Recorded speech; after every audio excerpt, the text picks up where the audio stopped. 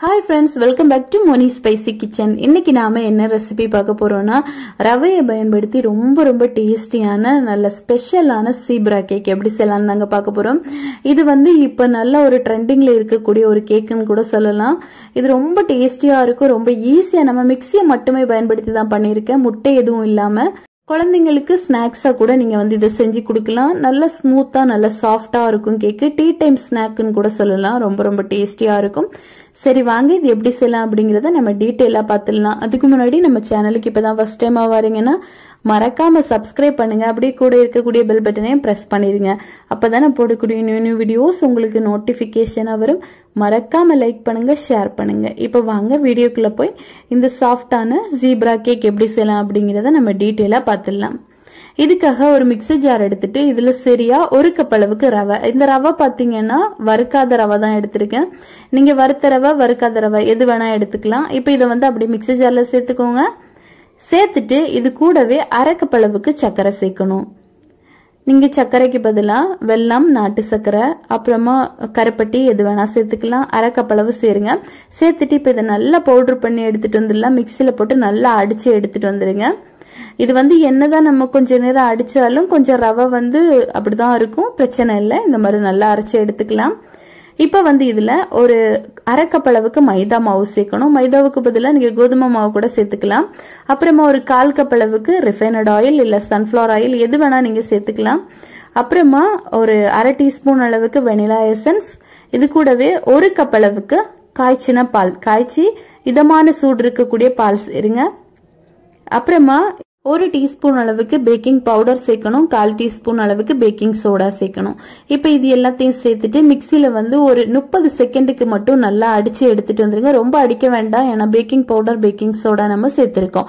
இப்ப பாருங்க நல்லா அரைச்சு எடுத்துட்டு வந்தாச்சு. இதை வந்து ஈவனா 2 பவுல்ல நம்ம மாத்திரணும்.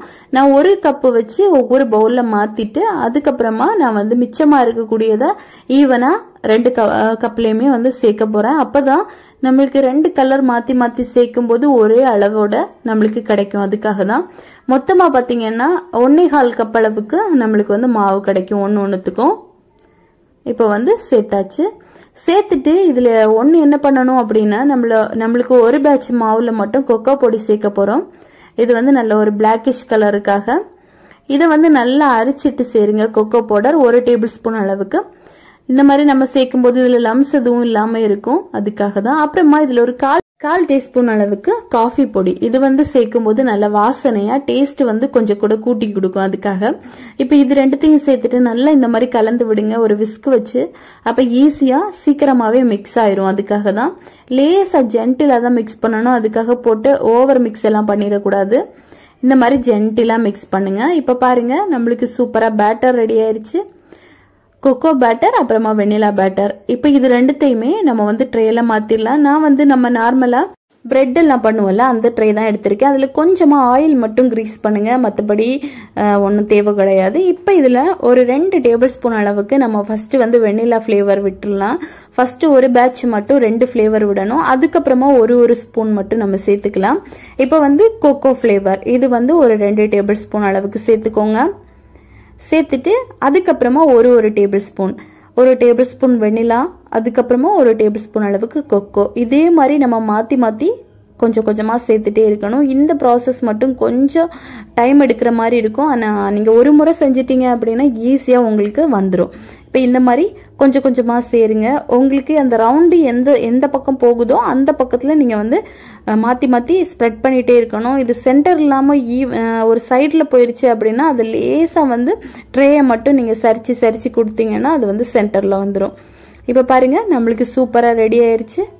இப்ப நம்ம எல்லா மாவையுமே உள்ள விட்டாச்சு. இப்போ அவ்வளவுதான். இதே மாதிரி நீங்க வந்து காஃபி பொடி தனியா சேர்த்து 3 பேட்சா கூட போட்டு எடுக்கலாம். அதுவும் ரொம்ப சூப்பரா வரும். இப்போ அவ்வளவுதான். நம்மளுக்கு கேக் பேட்டர் ஃபுல்லாவே சேர்த்துட்டு நான் வந்து ஓடிஜில தான் வேக வச்சிருக்கேன். 180 டிகிரில ஒரு 10 மினிட்ஸ் ப்ரீ ஹீட் பண்ணிட்டு ஒரு 45 மினிட்ஸ் பேக் பண்ணிருக்கேன். நீங்க வந்து நார்மல் கடாயில பண்றீங்கன்னாலும் அதே ப்ராசஸ் தான். ஒரு 10 மினிட்ஸ் ப்ரீ ஹீட் பண்ணிட்டு ஒரு 45 நிமிஷம் பேக் பண்ணி எடுங்க. இப்ப பாருங்க ஒரு 45 மினிட்ஸ் ஆயிடுச்சு. நல்லா பொங்கி சூப்பரா வந்திருக்கு. ஒரு குச்சி வச்சு குத்தி பாருங்க. உள்ள வேகாம இருந்துச்சு அப்படின்னா மாவாட்டம் இருக்கும், வெந்துச்சு அப்படின்னா குச்சியில ஒட்டாம வரும். இப்போ இதை வந்து நம்ம டீமோல்ட் பண்ணி எடுத்துடலாம். ஒரு கத்தி வச்சு ஓரத்தை எல்லாம் இந்த மாதிரி எடுத்து விடுங்க. எடுத்து விட்டுட்டு இதை அப்படியே நம்ம ஒரு பிளேட்டுக்கு மாத்திரலாம். ரொம்ப ஈஸியா இலகி வந்துடும். இப்போ அவ்வளவுதான், இலகி வந்துருச்சு. இது அப்படியே எவ்வளவு சாஃப்டா இருக்குதுன்னு பாருங்க. இப்போ அதை அப்படியே நிமித்து போட்டுட்டு உங்களுக்கு தேவையான ஷேப்புக்கு நீங்க வந்து கட் பண்ணி எடுத்துக்கலாம். ரொம்ப ஈஸியா கட் ஆகி வரும். சென்டர்ல நல்லா வெந்திருக்கும், நல்லா சாஃப்டா வந்திருக்கும். மேல் பக்கம் மட்டும் பாத்தீங்கன்னா கொஞ்சம் ஹார்டா இருக்கும், நம்ம ஓடிஜில வேக வச்சனால.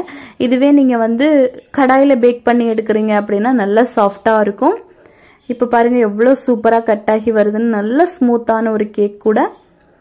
இப்போ இதே மாதிரி நம்ம எல்லாத்தையுமே கட் பண்ணிட்டு அப்படியே சர்வ் பண்ணிடலாம். குழந்தைங்களுக்கெல்லாம் ரொம்ப ரொம்ப பிடிக்கும் இந்த மாதிரி டிஃப்ரெண்டான பேட்டர்ன் இருக்கிறனால. ஸோ கண்டிப்பாக நீங்களும் இதை உங்கள் வீட்டில் ட்ரை பண்ணி கொடுங்க. ட்ரை பண்ணி கொடுத்துட்டு எப்படி வந்துச்சு அப்படிங்கிறத மறக்காம கமெண்ட் பண்ணுங்க. இதே மாதிரி இன்னும் நிறைய ரெசிபிஸ் வேணும்னு நினைச்சீங்கன்னா மோனி ஸ்பைசி கிச்சன் சேனலை மறக்காம சப்ஸ்கிரைப் பண்ணுங்க, லைக் பண்ணுங்க, ஷேர் பண்ணுங்க. நெக்ஸ்ட் இன்னொரு வீடியோவில் உங்களை